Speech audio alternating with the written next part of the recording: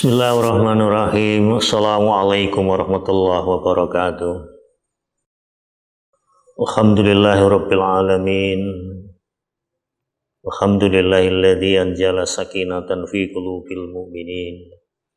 Asyhadu an la ilaha illallah wahdahu la syarikalah wa asyhadu anna Muhammadan abduhu wa rasuluhu la nabiyya ba'dah. Allahumma sholli ala sayyidina Muhammadin al-Fatihi lima uliqa wal qatimi lima sabaqa nasirul haqqi bil haqqi wal hadi ila siratikal mustaqim wa ala alihi haqqa qadrihi wa miqdarihil azim. Para santri, santriwati, siswa kelas 10 Madrasah Aliyah Al-Muayyad Surakarta yang insyaallah dirahmati Allah. Alhamdulillah, senang sekali pada kesempatan kali ini saya bisa berjumpa online bersama kalian. Saya mendapatkan tugas dari panitia Matsama Madrasah Aliyah Al-Muayyad Surakarta. Pada kesempatan kali ini saya diminta untuk menyampaikan materi membangun karakter moderat dengan tema bernalar kritis dan berjiwa kompetitif. Kenapa membangun karakter ini penting? Dalam sebuah penelitian yang akhir-akhir ini diselenggarakan di Amerika Serikat, sebuah universitas di Amerika Serikat menyelenggarakan sebuah penelitian. Penelitian dilakukan kepada 700 CEO, Chief Executive Officer, para manajer eksekutif yang dianggap sukses di Amerika. Selama ini kita yakin bahwa proses pendidikan yang menghasilkan indeks prestasi atau prestasi belajar atau nilai itu dianggap sebagai faktor yang paling berpengaruh terhadap kesuksesan seseorang di masa datang. But surprisingly, alangkah mengejutkannya, hasil dari penelitian ini ternyata bukan indeks prestasi atau bukan nilai atau bukan prestasi siswa atau mahasiswa yang menjadi kunci pokok keberhasilan atau kesuksesan seorang manajer. Dari hasil penelitian itu disebutkan bahwa pendidikan karakterlah yang paling penting. Kejujuran menempati posisi yang pertama, dilanjutkan posisi kedua adalah tentang kedisiplinan. Indeks prestasi atau IP atau prestasi belajar itu menduduki posisi yang ke-20. Maka dengan hasil penelitian ini kita menganggap bahwa pendidikan karakter perlu diberikan dan perlu ditekankan di setiap jenjang pendidikan di Indonesia. Dan pada kesempatan kali ini saya akan menyampaikan tema kita pada kali ini adalah bagaimana kita bernalar kritis dan berjiwa kompetitif. Critical thinking and competitive mindset. Sebelum mengawali apa yang menjadi bahasan kita pada saat ini, guru kita Romo Kiai Haji Abdul Royak Sofawi pada suatu ketika pernah bercerita kepada saya dan teman-teman saya sekantor sebelum saya bergabung dengan Al-Muayyad. Cerita itu dari kisah seorang santri yang merasa bahwa dirinya ternyata bodoh, yang merasa frustasi setelah sekian tahun, tidak hanya 1-2 tahun, tapi lebih dari 10 tahun, berarti sudah belasan tahun, dia merasa gagal belajar di sebuah pondok pesantren. Akhirnya dia memutuskan untuk pulang ke kampung halamannya. Tapi di tengah jalan, ketika terjadi hujan deras, dia memutuskan untuk berteduh di sebuah rumah. Dan di teras rumah itu ada tetesan air yang menetes pada sebuah batu. Dia perhatikan batu dan tetesan air itu. Lalu dia sebagai seorang santri yang walaupun dia menganggap bahwa dirinya bodoh, dia menggunakan critical thinking-nya. Sebuah air saja bisa menembus batu hingga batu itu berlubang. Sebuah tetesan air bisa menembus batu hingga batu itu terluka. Lalu kenapa itu tidak terjadi pada manusia yang setiap hari dari pagi sampai malam diberikan tetesan siraman rohani, ilmu-ilmu dari Al-Quran, dari hadis, dan mungkin dari kitab kuning dan lain sebagainya. Maka dari pemikiran itu akhirnya dia memutuskan dirinya untuk kembali ke pesantrennya. Dia kembali menuntut ilmu di pesantren itu. Sesampai di sana 1-2 hari, kebetulan pengasuh atau pemilik pondok pesantren ini bermimpi. Punya cerita, Bapak Kiai ini punya seorang anak gadis yang cantik. Dan itu adalah satu-satunya anak. Tetapi meskipun dia sudah beranjak dewasa, dia belum mendapatkan jodohnya hingga saat itu. Maka ia bermunajat kepada Allah, dia memohon kepada Allah. Dan akhirnya dalam mimpi tidurnya, dia dibisikkan, menantumu nanti adalah santrimu sendiri. Menantumu nanti adalah santrimu yang dalam 3 hari ke depan berturut-turut makmum sholat subuh di belakangmu. Persis. Maka ketika hari pertama tiba, Sang Romo Kiai begitu salam, dia terkejut. Ternyata santri itu adalah santri yang kemarin sudah berpamitan pulang untuk tidak mondok lagi di pesantren itu. Pada hari kedua, dia juga terkejut, masih terjadi hal yang sama. Santri itu lagi. Dan hari ketiga, santri itu lagi. Maka akhirnya dia memutuskan untuk segera menikahkan anak gadisnya dengan santri itu. Apa yang terjadi? Karena hidayah Allah, karena kehendak Allah, ketulusan seorang santri tadi yang menimba ilmu di pesantren dari awal sampai akhir, dia menjalani proses dengan begitu sabarnya.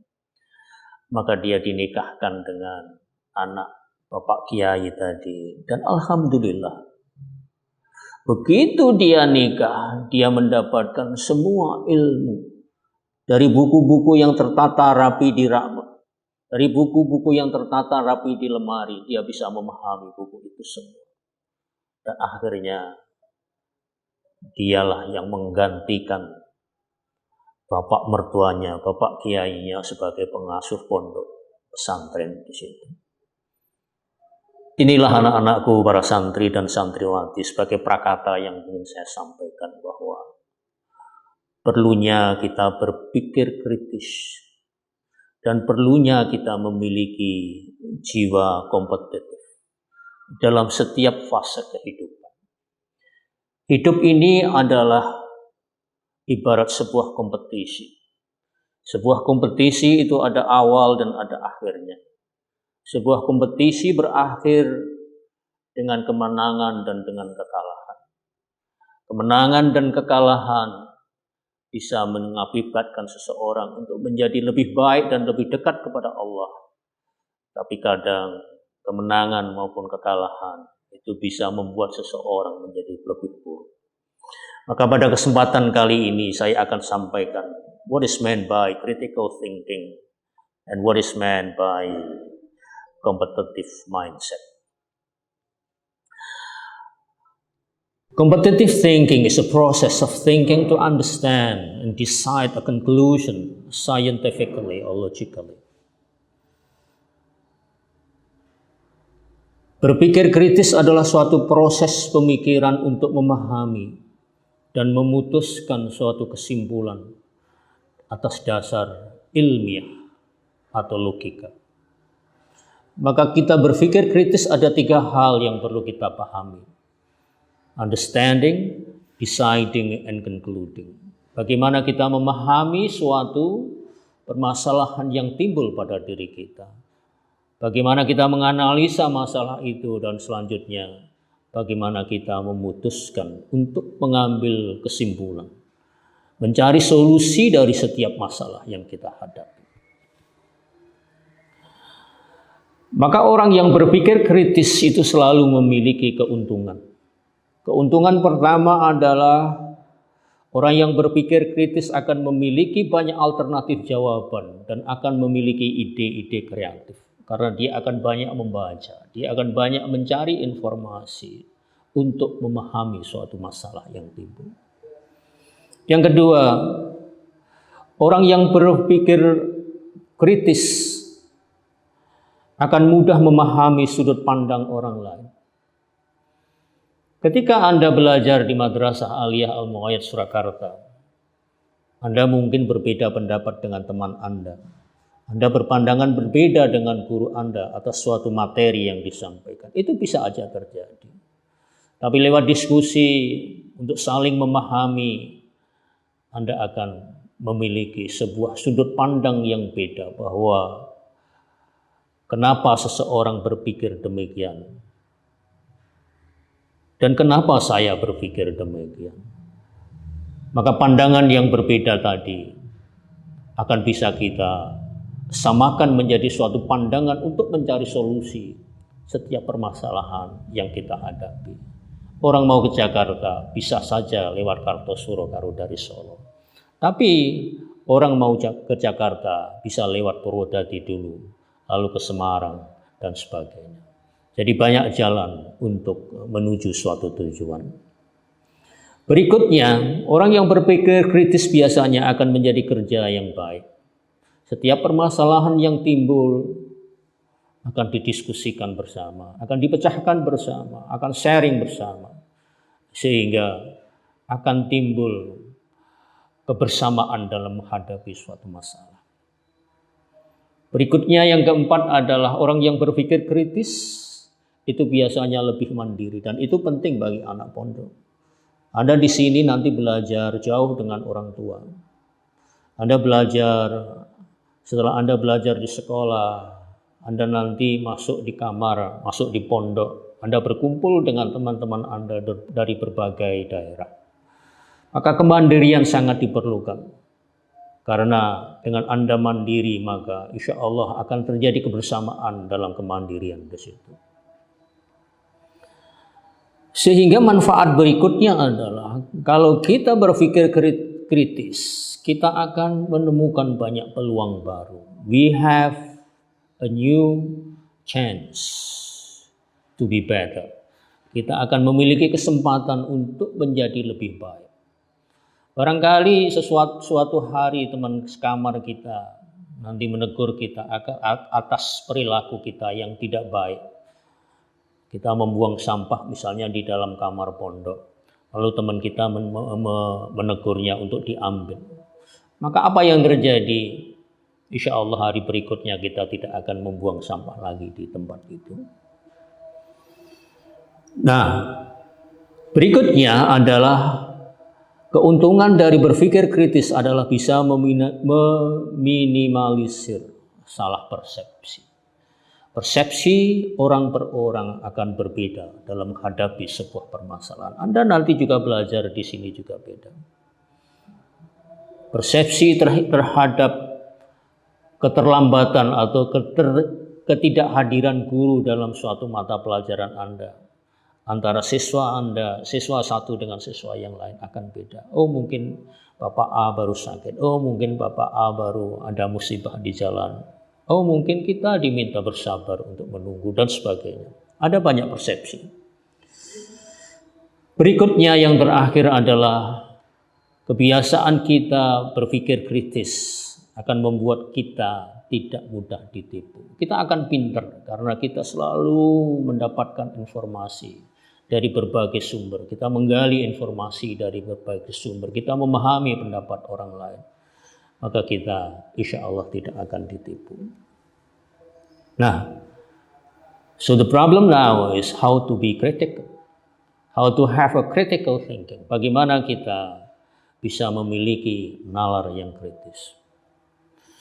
Terpenting dan yang utama yang harus kita lakukan adalah we have to understand the problem. Kita harus memahami masalah. Setiap orang akan mendapatkan masalah. Anda mondok di sini nanti pasti ada masalah. Tetapi bagaimana proses Anda memecahkan masalah itulah yang akan dinilai oleh Allah sebagai suatu bentuk ibadah. Maka pahami masalah Anda dengan baik. Pahami masalah Anda dengan bijak. Don't be emotional. Jangan emosional. Berikutnya decide priority. Ketika Anda mondok di sini sejak bangun tidur, nanti Anda akan dibangunkan untuk sholat tahajud. Setelah sholat tahajud, Anda akan sholat subuh berjamaah. Setelah subuh berjamaah Anda akan ngaji atau ngaji kitab dan sebagainya. Kemudian Anda berkemas-kemas untuk sekolah. Lalu Anda masuk sekolah hingga pukul 1:30. Setelah itu Anda istirahat kira-kira setengah jam. Anda mengikuti program diniyah. Dan seterusnya sampai malam. Begitu banyak kegiatan yang akan Anda lakukan. Maka jalani proses dan prioritaskan kegiatan-kegiatan tersebut yang sudah terjadwal oleh sekolah itu secara profesional.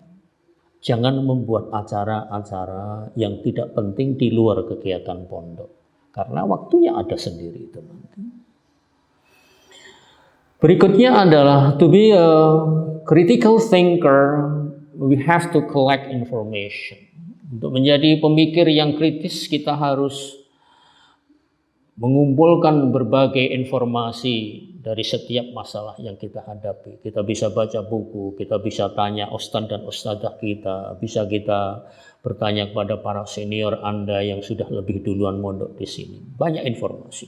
Nah, berikutnya adalah untuk bisa menjadi kritis kita harus memahami setiap persepsi yang timbul. Suatu masalah yang benar bisa dipersepsikan benar dan mungkin juga bisa dipersepsikan salah. Anda mendapatkan nilai yang baik karena kompetisi dengan teman Anda. Teman Anda bisa memiliki persepsi yang baik, tapi mungkin teman lain Anda memiliki persepsi yang benar. Kecurigaan mungkin terjadi dan disitulah persepsi. Berikutnya adalah ketika kita mau berpikir kritis, kita disajikan berbagai data, maka kita harus analyze the data. Kita harus menganalisa setiap data yang kita miliki. Pengalaman dari kakak-kakak senior Anda, cerita dari ustadz-ustadzah Anda, itu nanti yang akan menjadi sumber data informasi yang bisa Anda serap untuk mencari solusi dari setiap masalah yang Anda hadapi. Dan terakhir adalah untuk menjadi critical thinker, you have to make decision on conclusion based on your understanding and your analysis. Anda harus membuat kesimpulan. Anda harus membuat suatu keputusan dari setiap masalah yang Anda hadapi secara profesional. Dengan cara apa? Memahami masalah yang timbul. Memprioritaskan masalah mana yang perlu Anda tanggapi dan Anda sempurnakan dan sebagainya. Santriwan, santriwati yang insya Allah dirahmati Allah. Berikutnya adalah what is meant by competitive mindset. Apa sih competitive mindset? Atau berjiwa kompetitif itu apa? Seseorang yang berjiwa kompetitif adalah seseorang yang memiliki jiwa atau semangat untuk bersaing, untuk berkompetisi dengan tujuan yang baik. Maka kalau kita ingin berkompetisi layaknya sebuah permainan, kita harus bersemangat. Anda kuliah, Anda sekolah di sini harus bersemangat, memiliki semangat. Semangat apa? Semangat untuk belajar, semangat untuk mengikuti pelajaran, semangat untuk mengerjakan tugas, semangat untuk mengerjakan ujian dan lain sebagainya. Di samping itu, you should be dynamic, harus dinamis. Hidup jangan monoton. Itu aja yang dilakukan. Tapi kadang-kadang kita perlu inovasi, kita perlu kreativitas agar hidup kita dinamis. Tetapi kita harus sportif. Artinya sportif adalah we have to take into consideration any regulation we have. Kita harus mempertimbangkan setiap peraturan yang ada di sini. Bahwa Anda belajar di sini itu ada aturan mainnya. Anda sekolah di sini ada tata tertib yang harus Anda ikuti. Anda harus sportif. Di samping itu Anda harus inovatif dan Anda harus kreatif. Itulah yang disebut dengan competitive mindset atau berjiwa kompetitif. Berikutnya adalah setiap orang selalu mengidolakan atau mendambakan untuk memiliki competitive mindset. So now we are having a discussion on how to build a strong competitive mindset. Bagaimana membangun atau memiliki jiwa atau pribadi yang kompetitif. Pertama, believe that your competitors make you better. Percayalah bahwa pesaing-pesaing Anda itu siapa? Teman-teman Anda sekelas, teman Anda semadrasah. Kalau di luar ya teman sekolah di kelas lain yang levelnya sama tingkatannya belajar di madrasah.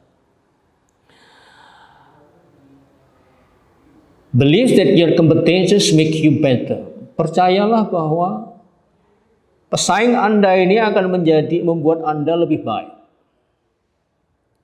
Karena dengan Anda mau bersaing berarti Anda berusaha untuk menaklukkan teman Anda. Anda berusaha untuk menjadi lebih baik daripada teman-teman Anda. Yang kedua, believe that winners never quit and quitters never win. Percayalah bahwa pemenang itu tidak akan berhenti. Sekali Anda pemenang menjadi siswa teladan, siswa terbaik di madrasah ini, maka Anda akan selalu terobsesi untuk menjadi siswa yang terbaik. Demikian juga orang lain. Anda tahu Rudi Hartono adalah legenda bulu tangkis Indonesia. Berapa kali dia menjuarai Piala Thomas.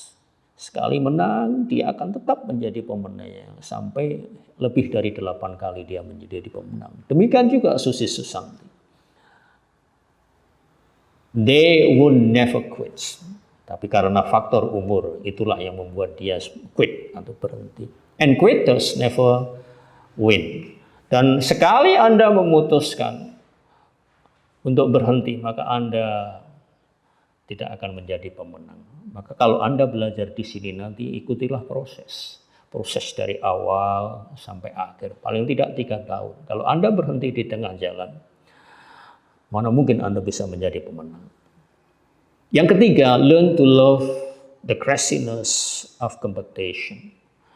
Setiap kompetisi itu akan ada inovasi dan kreativitas. Akan ada perebutan antara kompetitors. Maka sebagai kompetitor yang baik, Anda harus mencintai setiap persaingan yang terjadi di antara kalian.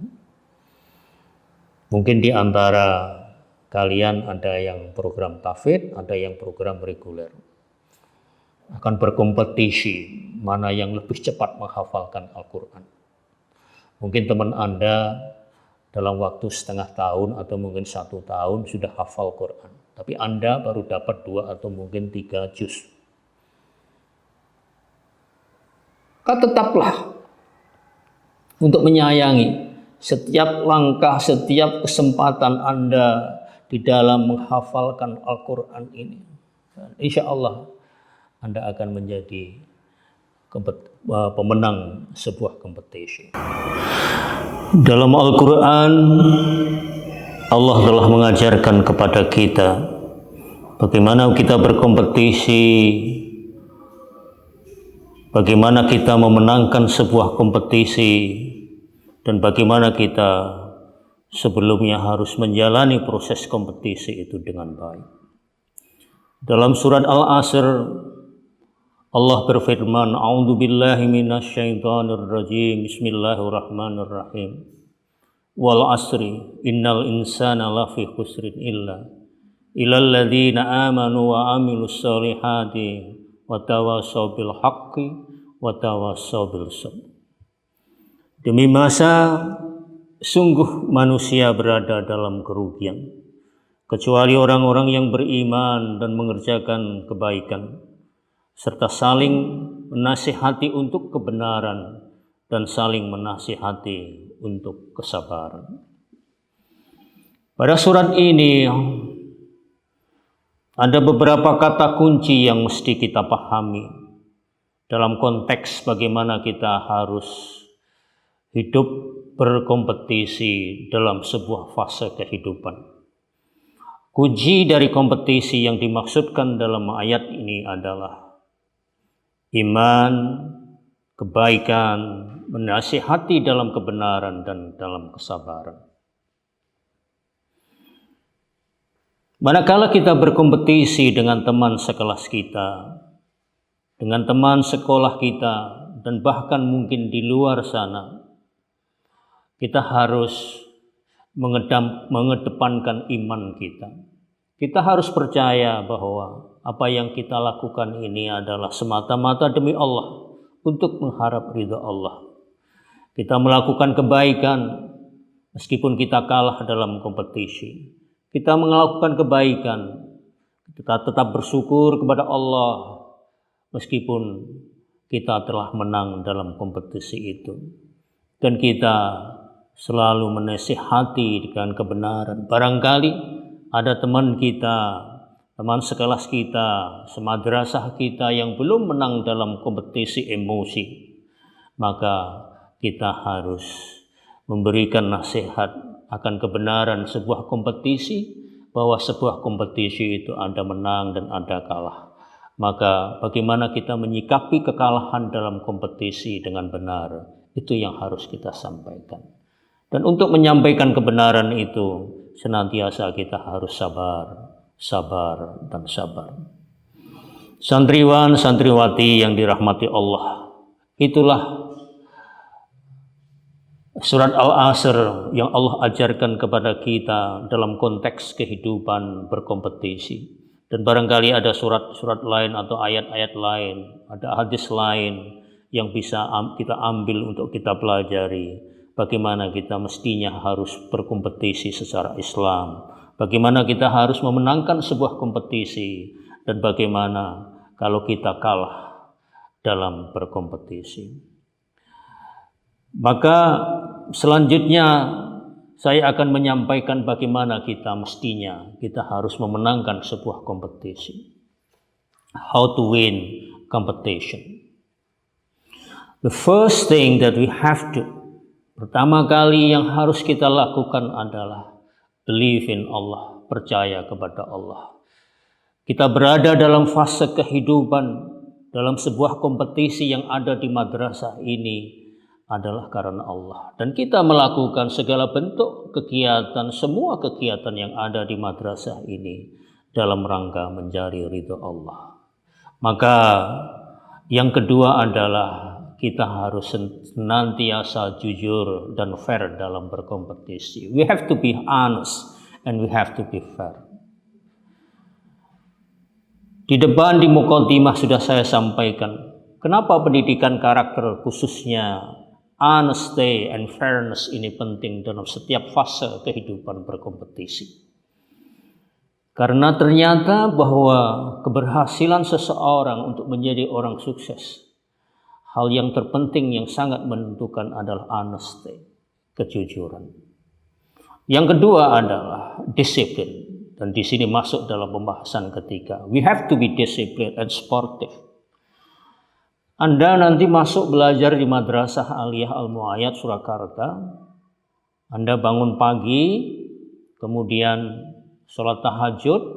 Setelah sholat tahajud Anda berjamaah sholat di masjid. Setelah berjamaah sholat di masjid Anda ngaji sendiri atau mungkin ngaji bareng. Setelah itu Anda siap-siap untuk berangkat ke sekolah dan seterusnya. Hingga nanti ba'da Isya Anda mesti harus belajar, mempersiapkan pelajaran sekolah. Begitu banyak kegiatan yang harus Anda lakukan, maka Anda harus manage yourself, mengelola diri Anda khususnya waktu ini dengan senantiasa disiplin dan penuh dengan tanggung jawab. Anda harus sportif. Anda harus sportif dan Anda harus bertanggung jawab akan setiap kegiatan yang Anda lakukan. Yang keempat, be patient and follow the process. Tadi saya katakan bahwa proses atau kegiatan yang ada di Al-Muayyad ini begitu banyak sekali. Maka Anda harus sabar untuk menjadi orang sukses di madrasah ini. Ikutilah proses dengan baik, dari awal sampai akhir. Anda berangkat ke sekolah sebelum jam 7, Anda harus sudah nyampe di sekolah. Anda pulang. Begitu Anda pulang, ya kalau saatnya pulang ya jangan pulang. Meskipun rumah Anda dekat karena Anda tinggal di pondok.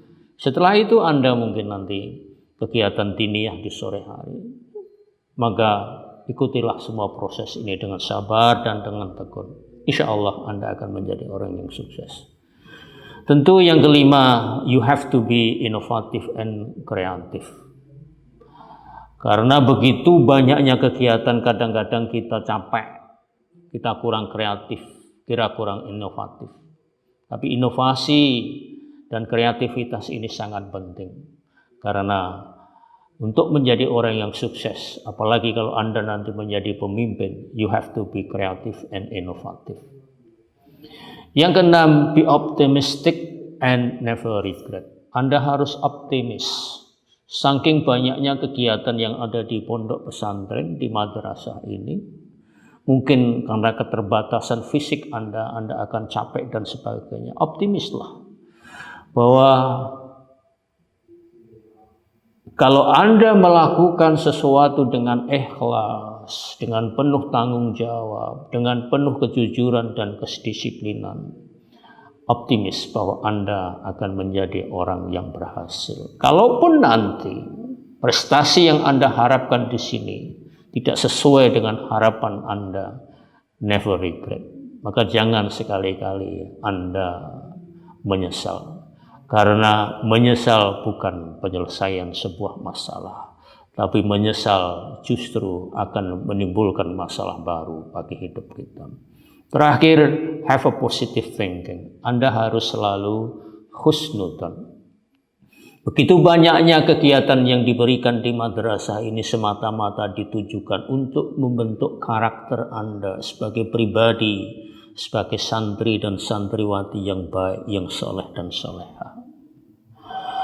Berpikirlah positif bahwa orang tua mengirimkan Anda ke sini itu Anda agar menjadi anak yang berakhlakul karimah, anak yang soleh dan solehah, yang senantiasa sukses baik di dunia maupun di akhirat. Para santriwan, santriwati yang insya Allah dirahmati Allah, demikian apa yang bisa saya sampaikan pada kesempatan kali hari ini.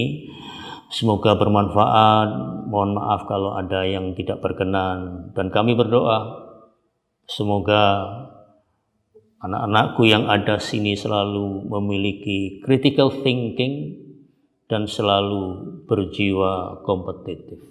Ikutilah proses kompetisi dengan teman-teman Anda, dengan madrasah lain, dengan sekolah lain yang ada di dunia ini atau di Indonesia ini. Dan selamat bergabung dengan Madrasah Aliyah Al-Muayyad Surakarta.